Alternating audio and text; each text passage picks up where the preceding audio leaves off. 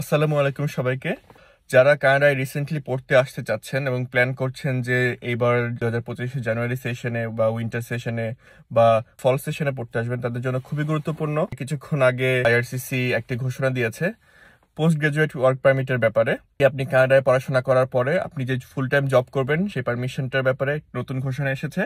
এতদিন পর্যন্ত কানাডাতে যেটাই পড়তে আসতে চাইতেন, সেই আপনার স্টাডি কমপ্লিট করার পর আপনি কিন্তু পোস্ট গ্রাজুয়েট ওয়ার্ক পারমিটে অ্যাপ্লাই করতে পারতেন এবং সেটি পেয়ে যেতেন। বাট এখন কিছু স্পেসিফিক ফিল্ডে শুধুমাত্র পোস্ট গ্রাজুয়েট ওয়ার্ক পারমিট দিবে কানাডিয়ান গভর্নমেন্ট। সেই 5টি ফিল্ড ওরা নির্ধারণ করেছে এবং সেগুলো হচ্ছে agriculture, agri food, health care, science technology, engineering and mathematics which is STEM, and trade and transport.